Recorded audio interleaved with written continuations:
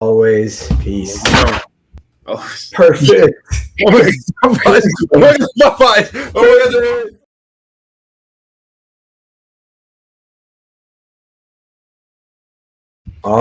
God. All right. Welcome back to Fan Therapy. I got the panel back. Gonna introduce them real quick. To my top, I think this is the right or it would be the left. We're going this way. We got Malachi 2021 landmark champion, back-to-back defensive player of the year 2020-2021, all-time shot block leader at University. How you feeling, Malachi? I feel like a pacer, man. I feel pretty good right now. Nah, love to hear it. Love to hear it. Good disgusting. Nah, I love a second team. That's great. I support it fully. I support it fully. And then go into the next panelist. Last but not least, landmark champion, of course, 1,000-point scorer. Why not? Landmark Conference Rookie of the Year, 3-time landmark first team, 2-time all team first met, NABC first team all region selection. I think I did the intros a lot better this time, Howie. How you doing, bro? Nah, that was smooth. Appreciate you, man. Of As you can course. see, I'm repping my Knicks today, man. We feeling good around this side, man.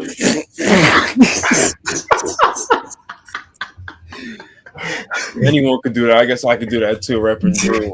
Get out of here. Get out of here. H&M generic. Where's your Christian jersey? Oh, okay, that's what I thought. You don't have one. Fake fan. Okay.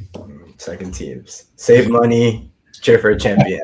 Hashtag second teams. We love it. All right, we're going to start actually right there with the Knicks. The Knicks close out their series. Only 6 was needed. They didn't have to go back to the Green Garden to figure it out there. They closed it, wrapped it up pretty smoothly. Howie, how'd you feel about the game through and through? Man, once again, I talked with my coworker that's an OKC fan. And I told him, I said, listen, I said, we're due for a blowout win. I don't know. I didn't think it was going to happen. I'm not going to be delusional. I didn't think it was going to happen, but I felt due for a blowout win. And when that third quarter hit and we were up 30 something and Brunson's hitting threes and the guard is going crazy, it felt great. It felt great, honestly. Like I said, Derek White needed to show up for them to win. Didn't show up. And they got blown out. Kudos to Jaylen Brown. You definitely stepped up in the way you could, but you also proved that you definitely can't do it on your own. So I don't know, but I'm feeling great. Feeling great at this point. Yeah, no, a lot of tough conversations on the other side with a lot of people needing some money on that side. So we'll see what they end up doing, but they'll probably end up with a pretty good team when it's all said and done. Mal, how you feeling about the Knicks? We'll get to your second team soon, but I gotta start it off right here. to it, man. I don't even care about this team in blue and orange. I don't. There's no point, bro. They thought they won the series after game one. I'm glad they had that mentality. They were so gassed. Happy for him. Happy for my boy Howie. I know he hasn't seen this team get this far ever. But it's time for them to be humbled a little bit. Everyone already got them favored. Pacers the underdog again. They're gonna see the real soon. Don't worry. They're gonna see the real. So Absolutely. While we're at it, we can get right into it. The Eastern Conference Final is going to be Knicks versus Pacers. I know you guys are going to have a lot to say here, but let's just start it off with this: Jaylen versus Tyrese. Who do y'all think's more prepared for the moment? We'll start with Malachi. How we started. More prepared for the moment. I don't know. It's tough. If you ask me who's a better player, I would give it to Brunson because I think he just has it. He's just a better scorer, not a better playmaker, but he still makes a ton. But more built for the moment. It's tough, man, because Tyrese didn't even play all that much in the ECF last year. They're both clutch. They both could close out games. They score the ball. Brunson scores the ball more, but they both score the ball if they have to, could facilitate. So it's tough, man. It's really neck and neck. I don't know. I think they're not gonna be guarding each other, I don't think, at least, but I think it'll be a battle. Brunson will lead more with the points, Tyrese with the assists. They're just gonna be the guy for their team. I'm not really sure who's gonna really stand out more than the other. But again, Brunson is the better player, but it's not by a large margin. So this is going to be a tough one. It's going to be a very, very, very good battle between the two of them. So absolutely. Howie, what's your thoughts? I mean, like, honestly, going in, obviously, I have my thoughts on Tyrese Halliburton. Great guy. I actually rock with him as a player. It's just that Malachi Walker's a fan, so I have to hate a little bit. Got to. But I mean, he's shown himself in these playoffs. I'll give it to him. Like, he's been very much consistent. That was one thing that he didn't do last year. He's definitely showed up to every game. My thing is, does that consistency stay with it? Like, does he continue to stay consistent? Because we've seen Jalen Brunson have bad games, and I'm never worried about it because his bad games still ends up being 23 plus points. It stays with it. Like, if he has a 40-point game, like, I don't see them losing unless the rest of the team just didn't show up. But we haven't seen Tyrese have a bad game and Indiana not step up. So that would be my only worry for them. If he has an off night, is Pascal going to come and give you 30 or 35, or is Mathurin going to show up? Is whatever, like maybe somebody off the bench. And they have the pieces to do it. But I think definitely in this series, like, yeah, Jalen and Tyrese, I kind of think they cancel out each other. It's going to be the rest of the team that proves who's going to win the series. Gotcha. You started alluding to it, talking about the Pacers. For the Knicks, who you think are some of the, maybe not even other guys, some of the other guys you pay heavily could be one of them, but who do you think kind of has to show up to be that number 2 or number 3? If Karl shows up and play every game this series like he played that game 7, it's going to be very tough to beat the Knicks. I think, to be honest, because I feel like Jalen Brunson's always going to show up in some way, some fashion. Josh Hart's going to do all the little things in some way, some fashion. Mikhail's been shooting the lights off, shooting the skin off the ball. So that's fine. He's finally found his rhythm for what we need. He's found his. I'm not saying he's going out there and 30, but he's giving us a good 16 a game. The numbers on that, bro. Whatever the case may be. Go look at the numbers, please. Don't make me pull up the numbers on that, bro. And then, I think Karl's going to be the big factor. We can't get outplayed by Miles Turner. If that happens, we don't have a chance. We got lucky being sick.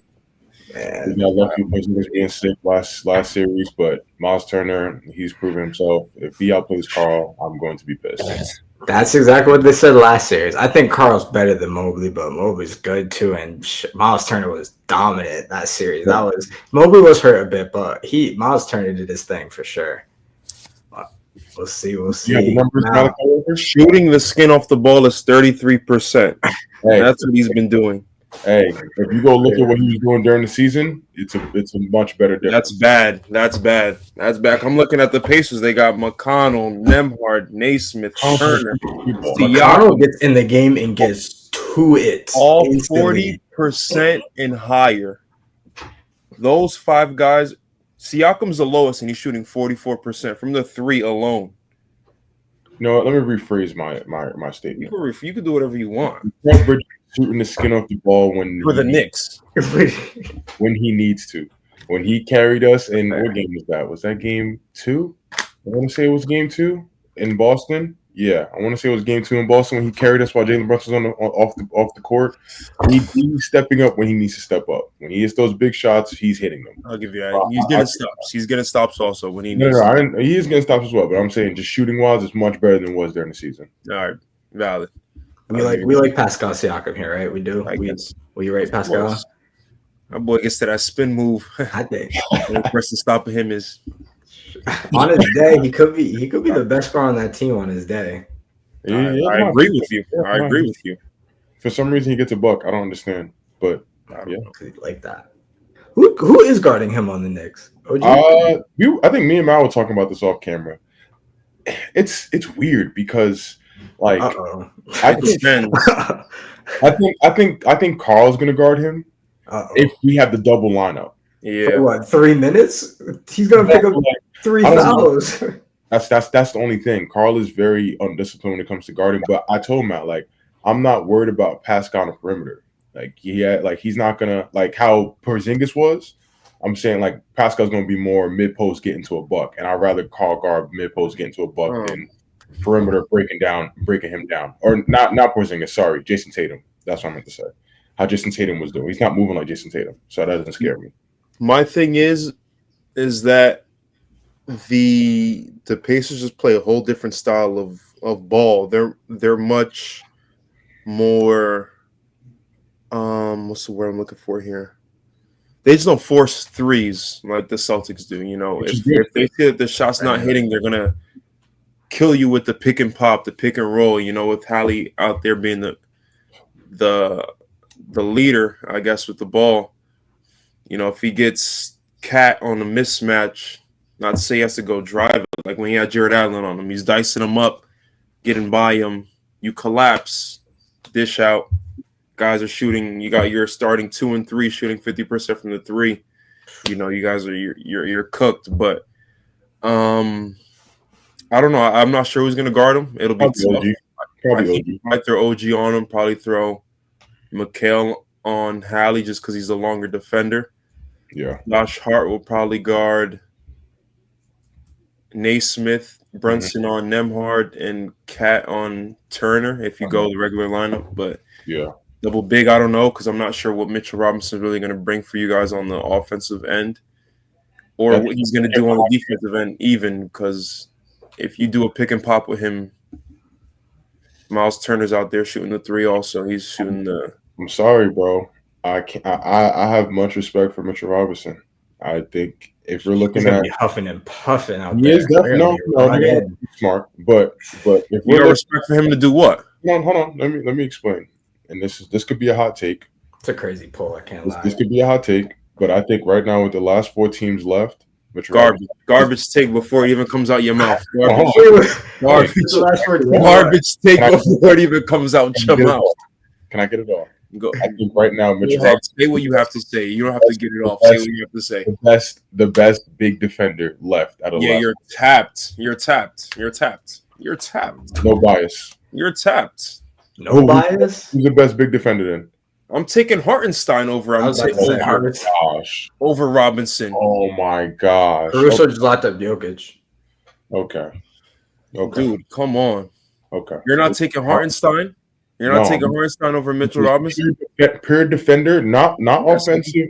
No, pure defender. I'm taking Mitchell Robinson. I'm switching him on. I can switch him to any guard. He's gonna get killed. Hartenstein can switch too, no?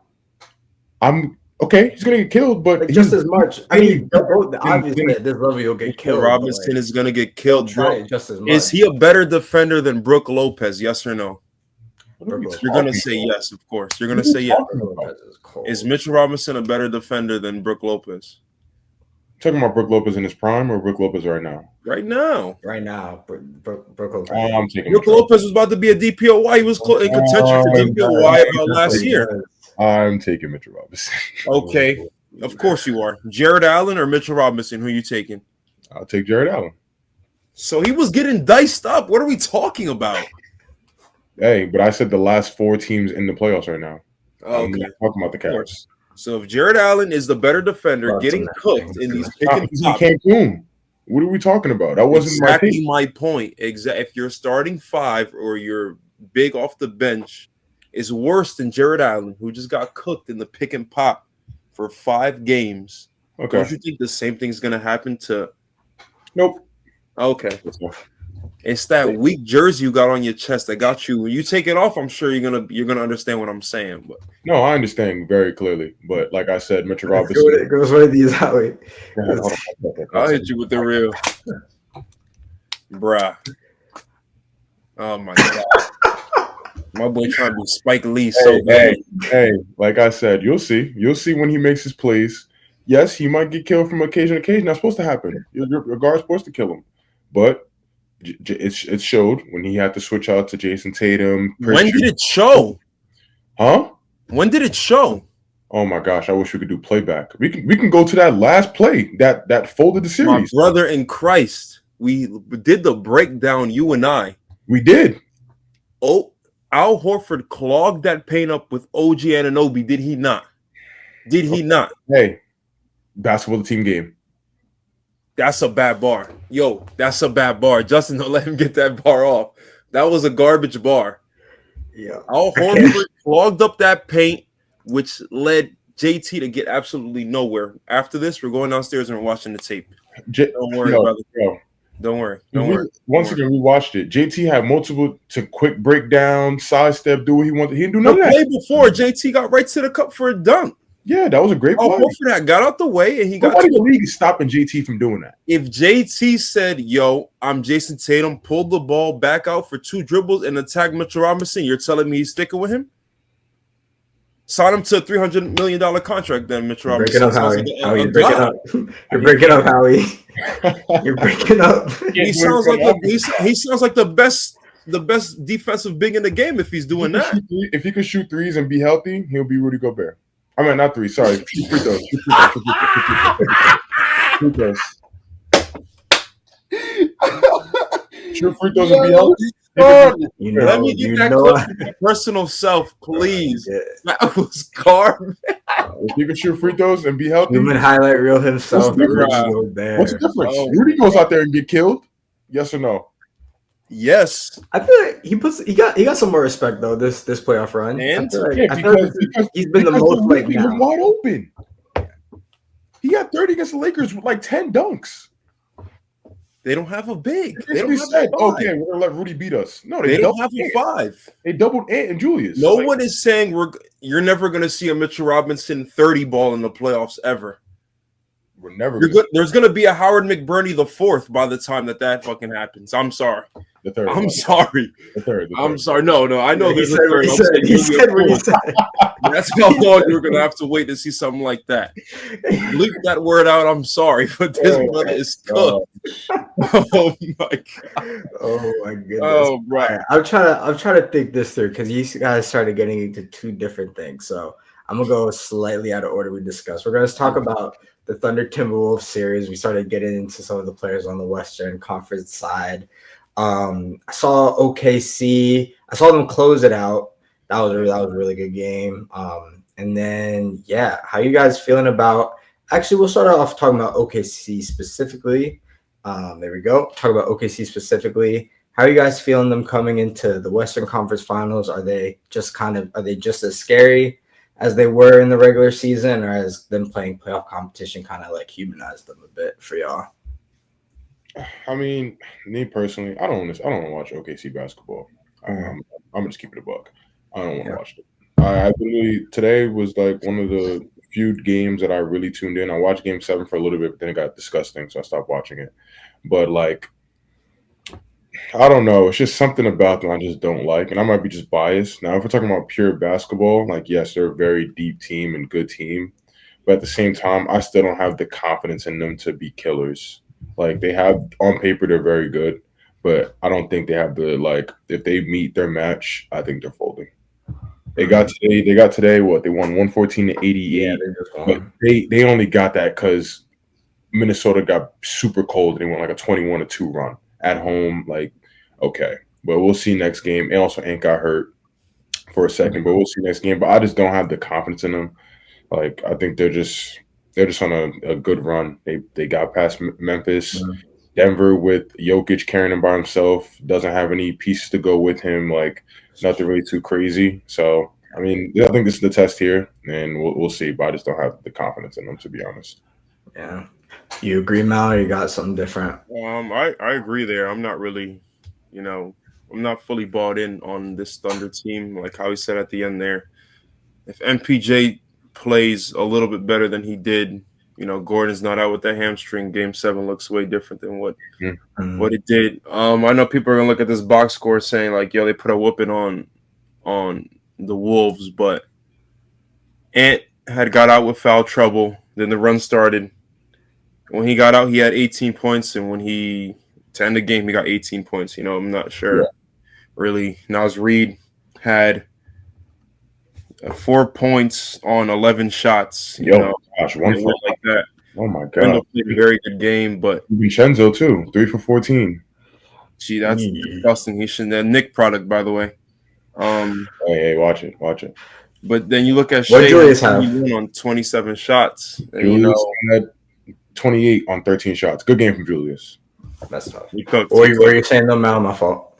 No, you're good. Shea had 31 on 27 shots. Yeah. So I mean, it was favoring the Wolves up until that little Ant tweak and then the foul trouble and all that. I mean, just like the Knicks Pacers, I'm sure there's going to be a heavy on the foul calls for Shea. Shea went to the free throw line 14 times, and the Wolves went to the free throw line 21 as a team. So it'll be. I don't know. I'm not fully bought in on this team. I just think that they're still so young. They haven't really been this far. What, the Wolves are just in the Western Conference Finals last year or something like that? Yeah.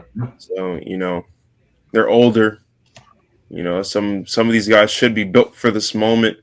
Again, I could just be saying things, but I'm not fully bought in on this young Thunder team. Maybe next year, they'll learn from whatever happens, or I could be completely wrong. They could kill these Timberwolves, but we'll see. Yeah. And then moving to the other side of the ball, you got the Timberwolves. You got, coming into this game, Anthony Edwards doing his thing, Julius Randle. It seems like they really unlocked him. Their bench pieces started coming together, started saying I fell out trouble playing defense and shots. You guys, sounds like you guys are really up on them. Any worries there? Or you guys just mainly focus on the positives for them? I really like the Wolves, and once again, I think it's a little biased because I do want to see a Wolves-Knicks finals, but I personally like the Wolves. I think they're also a very deep team. I just think they're more on the undisciplined side than OKC. But when they're locked in, I'm taking the Wolves every single time. When they're locked in, they're hitting, they're playing D. That team is very dangerous. And of course, I want to see Ant kill.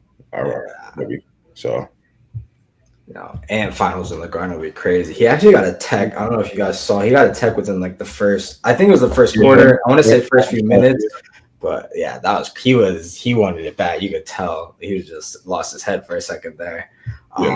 We're talking about all these players: Jalen Brunson. Oh my goodness, Tyrese Halliburton, Anthony Edwards. Oh my goodness, SGA. Who do you guys think? Do you guys think whoever kind of wins this tournament of 4 here will come out the face of the league?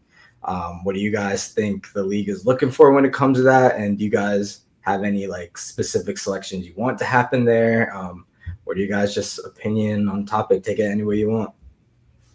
I don't know, man. It's tough. Obviously, we're so young, and LeBron's been the face of the league our whole lives, so it's really tough to see. I'm not sure who really no one has had the hype that LeBron has had, obviously. So I think out of these 4, everyone's saying Ant should be the next face. But the thing is, he's just so reckless off the court sometimes. He just be saying whatever even on the court, he's about to check into a game, he's telling fans, yeah. But Shea, I just think he's a little too reserved. He's very on the nonchalant kind of wave, which is cool. Brunson, I don't think anyone's really looking at Brunson to be the face of the league. I'm not sure why. And Hallie, definitely not. He's looking like the most hated, like Trae Young was a few years ago. So I don't think so. I think if Ant will, they'll just talk about it a bit more. I honestly think that Wemby should be the next face of the league just because of his overseas presence. It makes more sense, I guess, business-wise for the NBA to have a young European as the face of the league. But yeah, I mean, I'm sure these conversations will be brought up even if Ant makes it to the next round. So, but if I had to pick out of those 4, I would say Ant would be the face of the league. But yeah, I would agree. I would say Ant too, but the guy I thought should have been the face of the league is Jason Tatum, but for some reason he just gets so much hate. I don't understand why. I thought he should have been the face of the league, but the fans won't allow it. And like Mal said, Ant is he's reckless for sure. And then I don't see Brunson, Hallie, nah. Shea, yeah, but I really don't see it as well, only because of the market he's in. Even when Kevin Durant was one of the best players, or Russell Westbrook, they still wasn't the face of the league because nobody's really looking at Oklahoma City. Not gonna lie. So yeah, I'll probably say I'll probably agree and go with Wemby. I would have said Luka maybe 2 years ago, but Luka is past that age, I think. And unless he just comes out of nowhere next year and they win, and it'll be disgusting. But I would probably say Wemby. And then you got a couple of young guys coming up. You never know how this rookie class, the sophomore class, going to do. So I think it's still up for grabs, but the lead front definitely be Ant and Wemby. Yeah. I mean, Luca wasn't a bad shot. He is in LA at the end of the day. So if you just start winning there, like it's pretty easy once you start winning. I think that's kind of really the key is just who gets the wins. And if Ant gets the win, like he's loud enough and he has the presence enough where he can almost be undeniable. And that's the only thing that could get scary for the league. I'd love to see it, but from a commissioner standpoint, I think that's a nightmare. I think if Ant gets it, he'll kind of be crowned the people's champ. Right. Yeah. In the league. He says whatever he wants. He doesn't care. He's flashy, young guy. People love that. So, I mean, we'll see though. We'll see. Who knows? I think Braun and those guys and Curry got to get phased out for us to really see who takes the mantle. But it'll be a while or a few years at least. No, absolutely. I'm agreeing with you guys there. Before we push away from the NBA, we're going to do some predictions real quick. I know we saw the first game of the Wolves Thunder tonight. Thunder up 1-0, and then I'm assuming the Knicks and the Pacers are tomorrow, right? And then so we'll start off with Malachi. What you got for the Wolves, and then the Wolves series, and then Western Conference Finals. And then what you got for the Eastern Conference Finals? For the West, I got Wolves in 7. And the East, I got Pacers in 7. I think that us as fans, we're just going to be, it's going to be cinema. It's going to be a movie on both sides. I'm pretty sure it'll be a hard-fought battle throughout the whole series. At least I hope. I mean, I don't see why it wouldn't. Both teams on both sides are kind of equally matched. So it'll be interesting, but both go 7. So Minnesota, Indiana, 7. Heard you, Howie. I know you're disagreeing with at least one of those, but what you got? Yeah, I got. Honestly, I have on the Western side, I have Wolves in 7 as well. I mean, I really want to say Wolves in 6, and they close it out at 3rd place, which would be elite. But I just don't know how things are going to work out. I think they have to steal one more. They have to win 1 in OKC at minimum. They have to win game 2 to see that. I think if they win game 2, I think it goes to 6, and they win that at home. And then on the Eastern side, I got Knicks in 6. That's my prediction. I really think it possibly could go to 7, but I don't know. The games are just really hard. Like Mal said, it's very evenly matched. It's going to be great basketball, but it's really hard to really grasp. I just have to see how the games align and who wins what. If the Knicks go 2-0 at home, I definitely think they can get it in 6. But if they split or God forbid they lose both at home, then it's going to get pushed to 7. So don't pray too hard. I forgot to mention the rule on this channel. You can switch after game 1 if we're predicting. That's diabolical. Absolutely. No, you get to, sometimes, man. Sometimes people just don't. All right. My fault. What were you saying, Howard? I was just saying Knicks in 6. That's it.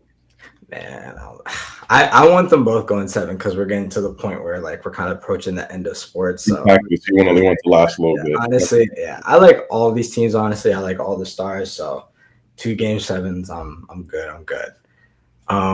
Moving on out of the NBA, we're gonna try to cover some real news here. Do our journalistic duties as podcasters, as talking heads on your screen. So I think this was yesterday, the holy trinity of sports entertainment, Robert Griffin III, I think it was Emmanuel Acho, and Ryan Clark had something to say about an incident between Caitlin Clark and Angel Reese, where Caitlin Clark gives Angel Reese a hard basketball foul. They're the 2 kind of main focuses on their sport right now. I think could be good for this. Certain aspects could be good for the sport. When fans get involved, it can go either way.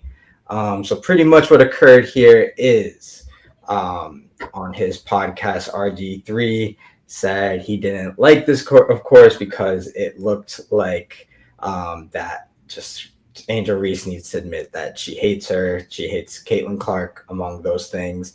And then Ryan Clark kind of took those comments as insensitive, saying that he's not having conversations at home around what a black woman would have to endure in this country. So not going to dig too far into those ones, but what I'm going to say on that, just to meet our journalistic standards here, is pretty much what happened was Ryan Clark was honest when on TV you just need to tell the truth. I think he kind of just took it too far, but I think TV is a place where you tell the truth, you kind of bring it up to the line and you leave it there. When you're honest, you're not doing anything wrong, but you just kind of got to understand what could come up against that. I think it's kind of just hard in this situation. But that being said, when you are talking about somebody like RG3, I think his comments were very weird for somebody who's excellent at the sport he did, Heisman Trophy winner, number 2 overall pick. So I think he should also have the ability to articulate on the situation and promote not positive narrative, just a useful, supportive narrative around the sport. It doesn't have to be around CeCe and Angel Reese being friends, but of course they are sports rivals, and I think sports rivals can be a beautiful thing when people just kind of shut up and let them meet on the court where they meet. I got some more to share. I can go into it as we get into this conversation, but yeah, do you guys have anything to share on the issue that happened? Actually, I'm not even gonna call it issue, just the foul that happened and anything stemming from it. I'll start it, man. I guess the whole thing has been blown up more than it needs to be. Like, Angel fouled one of Caitlin's teammates. Caitlin retaliated and fouled her back, and that's all it was. Angel got up pretty quickly and was upset about it. But it doesn't need to be all this. It doesn't need to be a race thing. It seems like everything with these two is always a race thing, but it's not their fault. It's the fans. People really make it that. It's rarely about like, Caitlin's better than Angel. Angel's better than Caitlin. However you may feel about them two as players, it's always about race, unfortunately. But Caitlin, to me, is the better player, but Angel is still a very, very, very good player. They're two of the best in the W. And yeah, I mean, I don't think RG was right for saying that she hates her. She probably hates that she's always brought up, in comparison to Caitlin. Whenever she does something, it's, but Caitlin does this, or her name's always tied to Caitlin in a way. And obviously after a while you hear the same thing over and over. You go onto your phone, social media is always saying the same thing over and over. You get fed up. So I really wouldn't say she hates her. They're both two competitors that bust their behinds on the court. They've been battling each other since college. Right. On the biggest stage when a championship is on the line. So I don't think it's about hate. I just think they're competitors. I'm sure they feel, a nice way about each other whenever they speak, if they do speak. But I don't know. I think sports in general has gotten very toxic over the last few years. People go on to Twitter, IG, TikTok, and just spew out toxic takes. And everything stems back to race, or people hate this or that, or you don't have a good game, you messed up my parlay, death threats. It never needs to be that. Just at the end of the day, majority of us will never meet these people, will never say these things to their face. It doesn't need to be all that. Just, you lost, you won, talk a little bit of smack within the sport, but don't say you hate somebody or send out death threats. I don't think it never needs to be to that level. Yeah, I definitely agree. Honestly, bro, I'm like, I watched the play over. Caitlin even fouled it. She didn't even foul her hard. Like, I think it was just like, I don't know. It was just extra. Like, I get it, bringing ratings. Like, the way this be going, like these things be going, I'm starting to think people are telling them to act and like to bring more ratings to the sport, because it wasn't even a crazy foul or anything like that. I do have to contradict Mal a little bit. Yes, Caitlin Clark's a very good player. But Angel Reese is a glorified Andre Drummond. I'm not gonna lie to you. Just have to throw that out there. I'm not gonna sit here and say she's a great player. I'm not gonna do that. Great rebounder. Caitlin Clark is way better, but I go, yeah. Yeah. I do agree with that. Let's go with the numbers here. I'm not gonna. No, we're talking about strictly basketball here. The numbers speak for themselves. But is she doing her thing? Yes. She making her bread? Yes. Is she bringing more viewership to the game? Of course. But I'm tuning in to watch basketball. I'm tuning into Indiana Fever game. And just to say that, like, Nice tap. I'm just keeping on it. I'm not gonna sit here and lie to you. That's how you But feel. hey, hey, they're bringing more popularity to the sport. I like the WBA. I actually turn it on and watch it. And I think it's cool. And I think to kind of go up just like the RG3 comments, stuff like that, they're bored. They're just saying anything. I'm tired of these dudes with platforms saying anything when they get up there. Like, come on, bro. Like, and I'm tired of Us, bro. come on, bro. Like, the race thing is so annoying, bro. Like, it's a sport, bro. What are we bringing racing to it? Like, it's insane. I think No, go ahead. I tried to time your ending. That's my fault. My fault, Howie. No, you're good. Are you sure? No, I'm good. You're good. Okay. Yeah. All I was gonna say is just like I just don't like when like we've kind of just been given this blueprint of like what a sports rivalry could look like Bird Magic, Bill Russell, Chamberlain, Ali Frazier. Like, yeah, they had some ugly stuff off the court, but like boxing's naturally that way. And there are two men in the 60s happens. Nadal Federer, Brady Manning, Alex Ovechkin, Sidney Crosby, Woods, Mickelson, Braun, Kobe, like Messi, Ronaldo, like all of these, like we've seen all of these, and it's just they work out because people just shut up until they play each other. Mm-hmm. They just talk about what happens. They talk about their accolades. They talk about I think we're doing the game a disservice. We're doing especially them a disservice 1,000%. when we're just not talking about what they're doing and we just make it something it's not. And I think if it gets to it, Angel Reese will let us know if it becomes about race, and we ride at dawn at that point. No issues. When it gets to it, I'll be there. When it comes down to it, you got me there. But at this point, it's just a sport. It's just gotta let them play and enjoy like their just full capabilities. Some of the best athletes that we'll see do it. Some of the best ball players we'll see do it. These athletics are a time thing when it comes to just people just pushing their bodies to the limits to places that aren't really supposed to go. So you just gotta enjoy it. It's a waste of time if you do anything else, in my opinion, for sure. Anything else on that one before we push on to our awards and then get out of here? No, I'll be watching WNBA, so we'll be seeing, and I'm coming with numbers and facts. Nice. Okay. Let's do it. Hey, if there's a topic I like, I talk about it. I don't care what it is. That's how I handle this. Move it on. All right, awards. Y'all set for this one? Yeah. All right. Michael Porter Jr. I'm here, pal. I'm right here. You're garbage, bro. Yo, son. If you're hurt, don't even get in the game. If you know you can't produce after 5-6 games, don't play that 7th one. Your boy Aaron Gordon was hurt, messed up his hamstring strain, played that game 7 and outperformed you in every way.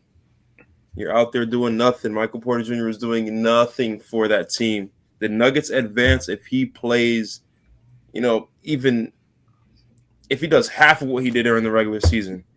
He's airballing threes, shooting threes in the clutch. He's already smoking a bunch of them. He's dookie. I'm sorry, but it makes no sense, and he probably is gonna lose some bread on this. Probably, coming in, a lot of people were like, "Oh, he may get traded. He probably could have gone to a better team, or he could have gone to a team and got a nice paycheck, had a bigger role, But now a lot of teams looking at him like he a glorified Kyle Kuzma. He's butt. After that performance, man, I got you're betting with your brother. You and Jonte making bets. Yo. I know it, bro. I know it. Trust. I mean, that's a good one. That's a good one for sure. He's in his out. Do we know? He's out.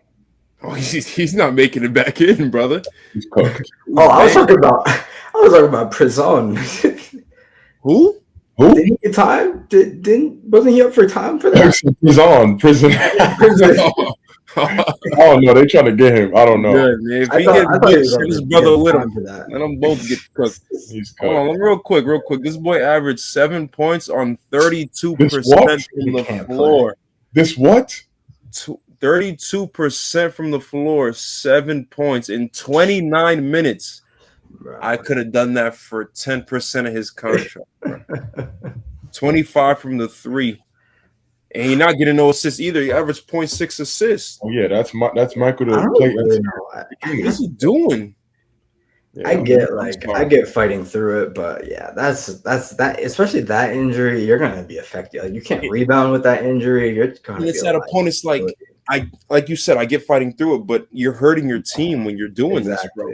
That kid Strother came in game 6 and he played way better than Michael Porter may have played all playoffs. Yeah, You know, and that helped him get to game 7. absolutely. You're bringing the whole team back with you trying to be tough guy, playing through it. It's not a good look, bro.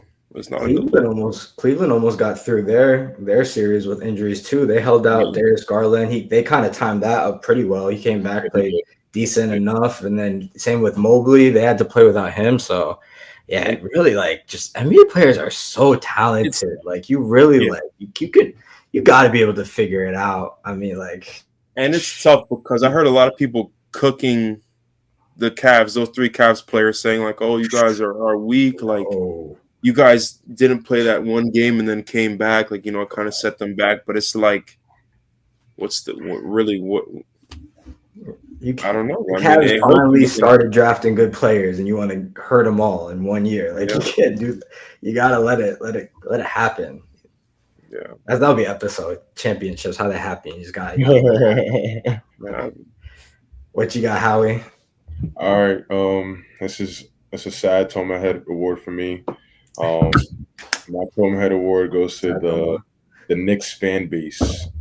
I really didn't. I've seen a couple videos this past weekend, and it really disappointed me as a diehard Knicks fan. Like we talked about before, it's sports at the end of the day.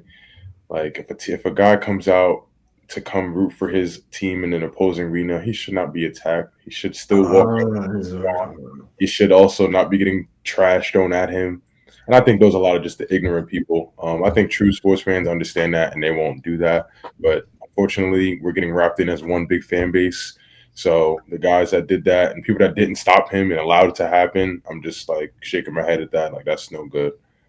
His friends too. His friends for letting him go out there and like that's just not good. At some point, like I get it. Like, but like you play stupid games, you win stupid prizes. I mean, I get it, and obviously we don't know what he was saying before. So if he could have been saying some crazy stuff or doing some crazy stuff before the camera started rolling, for sure. He said out his own mouth that he was walking up 20 blocks to his family's crib. He's a New York firefighter, by the way. And he wanted to just walk by the garden to see how the vibe was.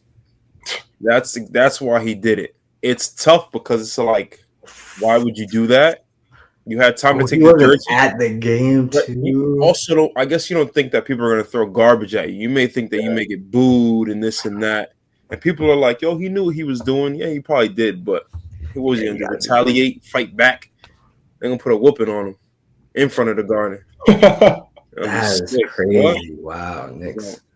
Yeah, that's my award. I'm this 5-3 Knicks. I'm disappointed seeing those videos. But yeah, I actually forgot about that. I like that angle. Spread the positivity, Howie. All right. Speaking of positivity, we got our good award. Who you guys giving the good award out? We gotta name this at some point. It'll happen. But we'll start off now. I started that one, so go ahead, Howie. I'm giving my good award to Caitlin Clark. She hooped. I'm not gonna lie. She hooped. Triple-double, first game, doing her thing, leading that team. She got the P. Kobe. Some joints are hard. Here for the year, Kobe. So she did her thing. I think she's definitely going to make her case for making the face of the league in that WNBA and kind of pushing forward with that. So That's my good award this week. Even though I love Adrian Wilson, but I think Caitlin Clark is here to truly take over. First WNBA rookie to get a triple double. So. Insane. Yeah, that's a good one, Javi. I also think she has like the third most triple doubles in W history. Yeah, that's insane. If oh wow, second young, or third, young league. Yeah, young league. My good award goes to somebody who's been on vacation for a few weeks. That boy Giannis. Good award because he finally understanding that he's bigger than Milwaukee. You know, he gave them what he finally understand. Yeah, he gave them what he needed to give them. Got him a chip. It was 2 MVPs. Yeah. You know, he's. I'd assume that he probably wants to go to a bigger market, somewhere warm maybe, and he's not shy about it, or at least like ducking it anymore. He straight up said he wants to go to a different team, or is exploring those looks. He was on Twitter engaging with fans, talking about, you know, some states and some cities that he likes. So, yeah, I mean, he's finally accepting the fact that he's got to go somewhere. Because if he ran it back next year with the Dameless Bucks, with who was on that team, Prince. Oh, yeah, I forgot Dame's out for that long. Lopez. Is Kuzma contract year, or do they have to run with him He for needs one to, more? he needs to be booted. He needs to be booted. I don't even know. Kuz might be Bobby at the Sixers. Kuz is really flirting with that Shanghai line. I'm not gonna lie. No, he probably there now, but they don't have no his money. He's 2028 first round draft picks. They don't have anything. They don't have no leverage when it comes to good players. So I hope he gets out of there, giving him his flowers for finally realizing that his Bucks stint should come to an end. So I think so too. Got him a ring. Get him out of there. Yeah, that's it. First ring like 50 years. Any spots y'all like to see him? Putting you on the spot. I'm seeing him in a lot of Knicks jerseys, and I don't like it. Yeah, I don't like it. I don't like it. People are like, "Oh, you're tripping." Like, we're gonna have to give up the world, and that's awkward trade. Y'all don't have that. Mikal gave that away. We also learned that doesn't work. Having 3 superstars and no bench whatsoever is not going to work in the league today. So I don't like that. But I do like to see him, and I saw some in like Houston or Spurs, and like with them having to pick. I saw Dallas, so basically all the Texas teams. But I don't know. Yeah, it's a funky time to be like a superstar like that and want to switch teams, because a lot of teams went all in on this year, so they're kind of capped out. But I wish we could. Absolutely. I think some good teams being up there with some picks, maybe they'll want to move. Yeah. But yeah, gotta be a team good enough to impress Giannis for sure.